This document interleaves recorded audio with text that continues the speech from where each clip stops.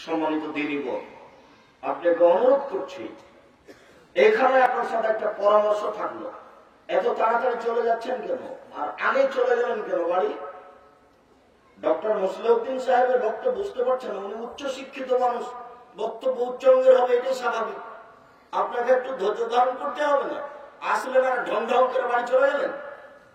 রোজ হয় এই প্রোগ্রাম, প্রতিদিন হয়। 1 বছর পরে আজকে এসেছে, গল্প করতে করতে আসলেন আর গল্প করতে করতে চলে গেলেন বেঢঙ্গার মতো। একটু হুঁশ বুদ্ধি নেই, স্বামী কিছু বলেনি, বাপ নেই, বাপ একটু হুঁশ বুদ্ধি দেয় না।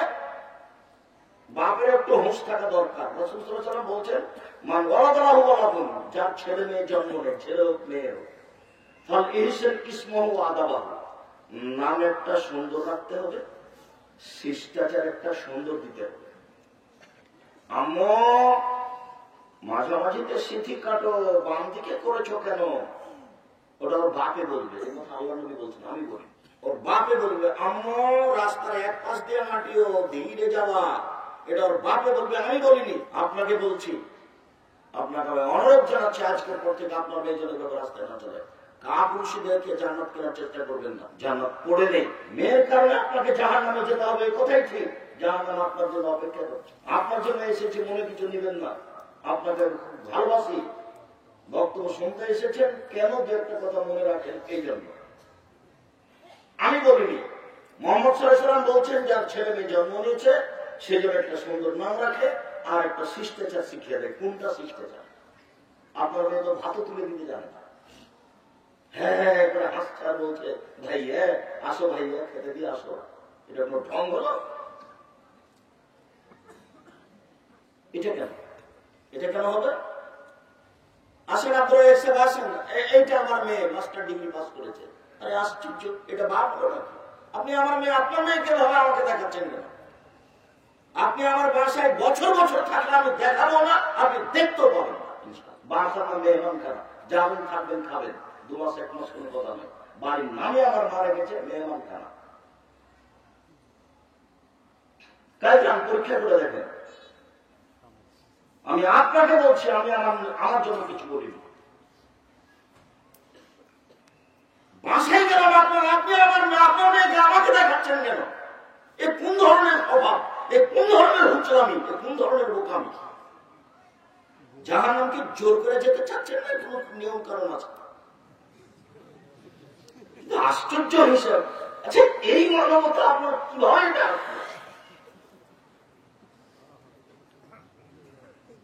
বুঝলাম না কিভাবে এত নিচে নেমে গেলেন।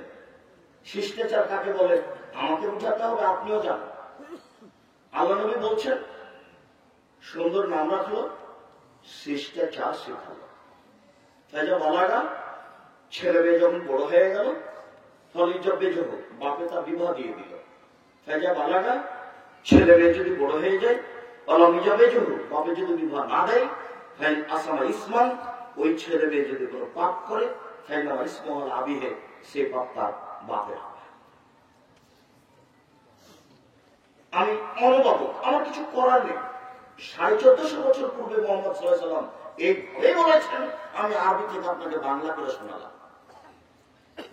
আমি যদি আর বক্তব্য না দিই, এই হাদিস অনুবাদ করে আজকে চলে যায়, তাহলে যত পয়সা খরচ হয়েছে আর আমাদের আশা, আপনাদের আশা সব যথেষ্ট। আর এ আমার কোনো ব্যক্তিগত কথা নয়, আপনার উপর আমার কোনো ক্ষোভ নাই, কোনো দুঃখ নেই। আপনি এসেছেন একটু শুনবেন, মানবেন, এটা আমার অনুরোধ। নিজে কিছু করতে পারছি, এদেশের যুগ পরিবেশ পরিস্থিতি খুব কঠিন। মানুষজন যে টাকা পয়সা কিছু দিচ্ছে আমার হাতে না বলাতেও এইটুকুই বিচার মাঠে জবাব দিতে পারবো কিনা, তাই আমি চিন্তা ভাবনার মধ্যে আছি। দেখুন, নিজে কিছু করছি, এর ভিত্তিতে বিচার মাঠে টিকতে পারবো এটা মনে হয় না। মনে হচ্ছে যে আপনারা মানলে, আপনারা যদি এক একটু আমল করেন, সেখান থেকে আমি যদি এক একটু পাই, এইটুকু দিয়ে যদি কিছু টিকতে পারি, এইটা এ আশায় পড়ে আছে। যেন আপনি যদি উঠে চলে যান, তাহলে আমার তো খুব কষ্ট হবে। আপনি একটা মহিলা মানুষ, এই ফুলবাড়ি এটা তাই না, 2 কিলোমিটার 5 কিলোমিটার দূর থেকে এসেছেন, চলে গেলেন কেন? রোজ তো রাত 12টা 1টা 2টা পর্যন্ত টিভি নিয়ে বসে দেখেন, আজকে গেলেন কেন? কোন শরমে গেলেন? যাবেন কেন? না আপনাকে বলছি, আপনার এরকম মেয়ে হবে কেন, এরকম স্ত্রী হবে কেন? আপনাকে এই বৈঠকে আমি কয়েকদিন বলেছি, কয়েকবার হচ্ছে, যে স্বামী হলে 5টা জিনিস লাগে। স্বামী হলে 5টা জিনিস লাগে। এক, আমি অনুবাদক, আল্লাহ রাসূল বলছেন, পরশুর আমারটা সেইটা, যে মানের কাপড় পরো তুমি সে মানের বউকে পরাবা। আতিমা মাতা এনতা, যে মানের খাও তুমি বউকে সে মানের খাওয়াবা। অলা তু কাব্যে, বউকে কখনো কটু কথা বলবা না। ও হচ্ছে শান্তির জিনিস, ও হচ্ছে তৃপ্তির জিনিস, ওকে মারতে হয় না। ও যে তৃপ্তির জিনিসের কথা আমি বলিনি, এ কথা আল্লাহ বলছেন।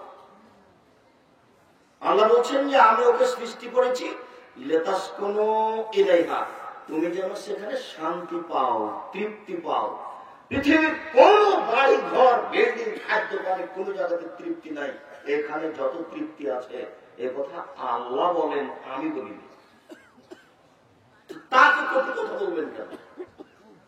টাকা দিতে দেরি করলে তাকে পিটাবেন, বাড়ি থেকে বের করে দিবেন, শ্বশুরের কাছে টাকা চাবেন, শ্বশুরের কাছে টাকা চাবেন। তোমাকে আমি ভিক্ষা করে খেতে বলেছি। ভিক্ষা করে খেতে বলবো কেন? পৃথিবী অনেক বড়, শেষ পর্যন্ত আমি তোমাকে মানুষের বাড়িতে কাজ করে খেতে বলেছি। গাজীপুরে বাড়ি, 1 শতক জমির দাম কোটি টাকা, ভিক্ষা করতে হবে কেন? ব্যবসা করে খাও।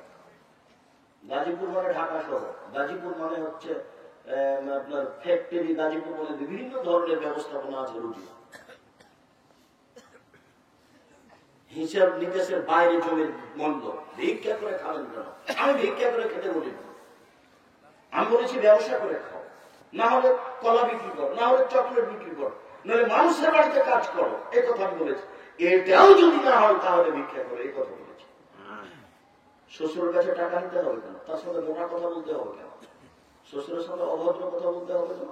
শ্বশুর তোমাকে মেয়ে মানুষ করে তোমার কাছে তুলে দিয়েছে, এটাই তো অনেক, তুমি তার শুকরিয়া আদায় করো।